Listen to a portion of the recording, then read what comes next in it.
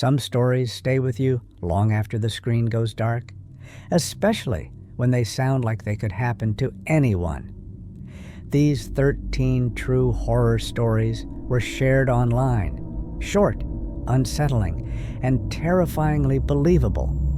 From eerie encounters to bone-chilling revelations, each one is told from the first-person perspective, immersing you in every disturbing detail. So grab your headphones, dim the lights, and whatever you do, don't look behind you. Story 1. I live alone in a small flat on the second floor. It's the kind of place that's quiet at night. Maybe too quiet. I'd gotten used to the creaks and groans of the building settling, so when I woke up to the sound of tapping, I didn't think much of it. Tap, tap, tap. It was rhythmic, like fingernails. I assumed it was the window, maybe a branch brushing against it, though I didn't remember any trees nearby. I got up, walked over, and looked outside. Nothing. Just empty street and shadows.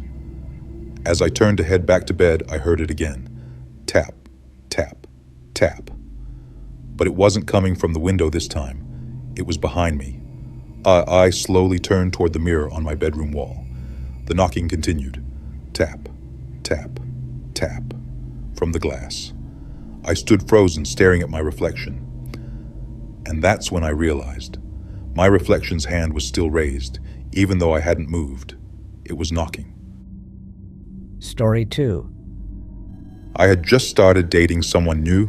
Her name was Mia, sweet, funny, the kind of person who made you forget the world outside. One night, we stayed over at her place. We were watching a film, lights off, curled up under a blanket. I must have drifted off because I woke up a bit later to the sound of her voice. "Why are you breathing so heavily?" she whispered. I blinked, confused. I wasn't even facing her. I was on my side, barely breathing at all. "I'm not," I murmured. She didn't respond. I turned to face her, but she was already sitting up, staring toward the end of the bed. That's when I heard it. A slow, raspy exhale coming from the darkness near the closet. Someone else was in the room with us. Breathing heavily, I never heard the closet door open, but it's been ajar ever since. Story 3. I'm not a heavy sleeper, and I always charge my phone right next to my bed. Screen facing down, notifications off. One morning, while scrolling through my photos to find a screenshot, I noticed something strange. A photo I didn't take. It was of me sleeping. Lying on my side, mouth slightly open, covers pulled up to my chest. The angle was from the foot of the bed, as if someone had been standing there. I froze. I live alone. I don't have a roommate. No one has a key. No one should have been in my flat. I checked the metadata. The picture had been taken at 3:41 a.m., right in the middle of the night. I stared at the doorway for a long time that day. That night, I set up a camera of my own. The next morning, my phone was gone, and in its place was another photo. This time, I was facing the camera, eyes wide open, but I don't remember waking up. Story 4. I was 5 when she first appeared, a little girl about my age who would sit at the end of my bed and whisper to me when the lights went out. She said her name was Lily, that we used to play together, that we were sisters. I told my mom about her. She laughed it off at first, said I had a big imagination, but then Lily started getting angry. She would cry at night, saying Mom hurt her, that she pushed her down the stairs, that no one believed her. One night, I asked Mom directly, "Why did you hurt Lily?" She went pale, eyes wide. "Who told you that name?" I said, "Lily did." She says she's my sister. My mom sat down, shaking.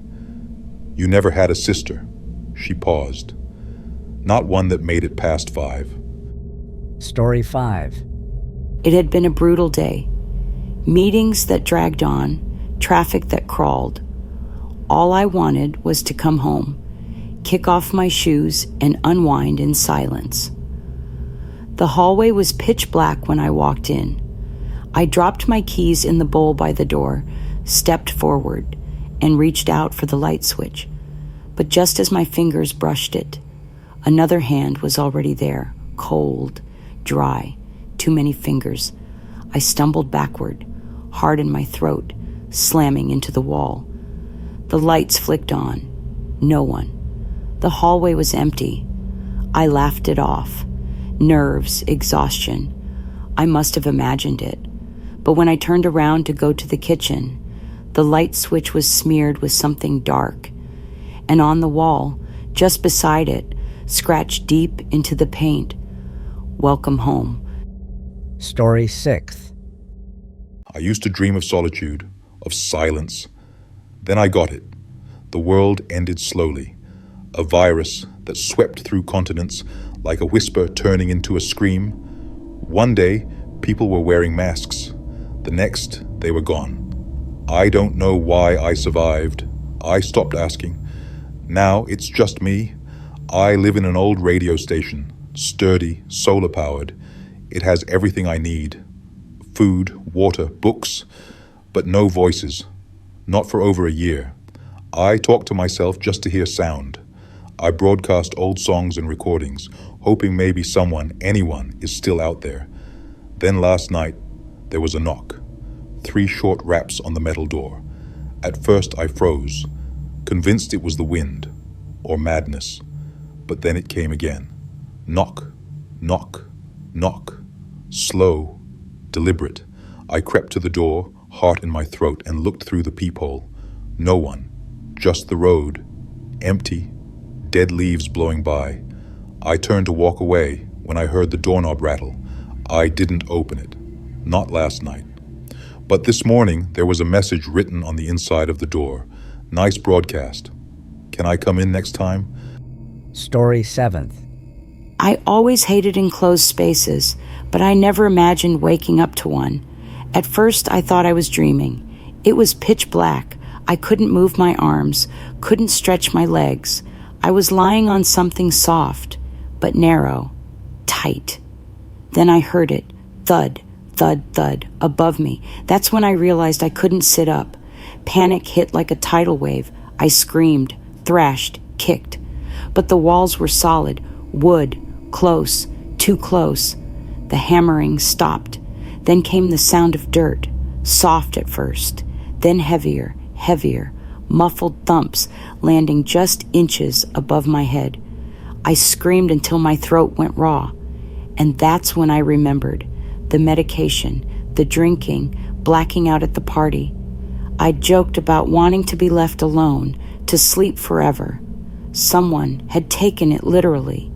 Now I lie here, counting every thump of earth, praying for a mistake, but knowing deep down, this was deliberate. Story 8th. My cat, Miso, has always been a little weird. She never cuddled, rarely meowed, but she had this habit. Every time I sat down, she'd sit across from me and stare. Not at me, past me, just over my shoulder, every time. At first, I laughed it off. Cats are strange, right? But then it started happening at night. I'd wake up to her perched on my dresser, locked in on the wall behind my head, eyes wide, tail twitching. One night, I decided to test it. I held up a mirror behind me while she stared. That's when I saw it, just for a second, a face, pale, watching me, then gone. I dropped the mirror and didn't sleep that night. Now I let Miso stare, because I'm too afraid to turn around. 9th story. It started a week after the funeral. At first, I thought it was a dream, her voice calling out from her room in the middle of the night, just like she used to. "Daddy! Daddy!" I'd wake up in tears, remembering the accident all over again, the silence in her room, the untouched toys, the bed she never came back to. But then I heard her again, clearer, sobbing, screaming, night after night. I tried everything, Sleeping pills, therapy, whiskey, nothing worked. So I went to the cemetery. I stood by her grave under the moonlight, knees in the mud, and begged, "Please, baby, stop. You're scaring me." The crying stopped for one night. But last night, she didn't cry. She laughed, and I woke up to her bedroom door slowly creaking open. 10th story. It was a normal bedtime routine. Pajamas, teeth brushed, bedtime story. I pulled the blanket up to his chin and kissed his forehead. "Daddy," he said, tugging my sleeve, "can you check for monsters under the bed?" I chuckled. "You're too old for that." But he insisted, his face serious, pale. So I knelt down and lifted the edge of the blanket to humor him and froze. Under the bed was him. The same face, same pajamas, wide, terrified eyes staring back at me. "Daddy," he whispered, voice shaking, "there's someone on my bed." I jerked up to look, but the one on the bed was gone. Now I don't know which one I brought down for breakfast. 11th story. I deliver groceries part-time. A couple nights ago, I had a late delivery to a quiet cul-de-sac. The house looked normal, porch light on, instructions said, "Leave it at the door." As I walked up, I noticed the front window blinds shift slightly. Someone was watching. Nothing unusual. People check. I dropped the bag, took a photo, marked it as delivered. That's when the door opened just a crack. A woman's voice said, "Thank you." I turned back to smile, but the door was already shut. The weird part? As I got into my car, I glanced at the notes again. It said, "Leave at the side door. I'm in a wheelchair, can't get to the front." So, who opened the front door? 12th story. I live in a small first-floor apartment with just one entrance, the front door. There's no back exit, no balcony, nothing. Last Thursday night, I was exhausted and fell asleep watching TV. I remember checking the lock before I passed out. I always do. Around 2:30 a.m., I jolted awake. I didn't know why at first, until I noticed the TV had been turned off. I never touched the remote. I sat up, trying to shake off the grogginess.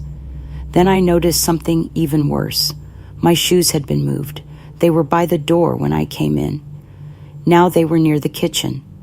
I wanted to believe I kicked them or bumped them somehow, but my gut was screaming otherwise. I checked the front door, still locked. But the chain was undone, and I never leave that unlatched. I didn't sleep the rest of the night.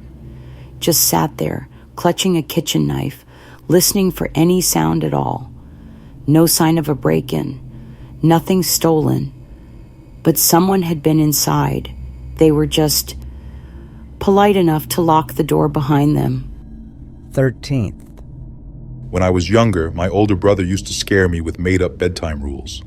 "Check under your bed, look behind the door, never look up," he'd say. "She hates being seen." It was dumb, but it stuck with me. Even now, as an adult, I never look up at night. Last week, I was crashing at his place while he was away. Same old childhood bedroom. Around 3 a.m., I woke up with that horrible feeling, like something's watching you. The room was still, silent, and I almost looked up. Almost. Instead, I rolled over and tried to sleep. In the morning, I saw it. Scratched into the ceiling, directly above where I slept, were 3 words. "You looked up?" You made it to the end, or did something make it with you? If you're still here and breathing, hit that like button and let me know in the comments which story disturbed you the most. And if you've experienced something just as chilling, I want to hear it. Subscribe for more stories that will keep you up at night. Until next time, sleep tight, if you can.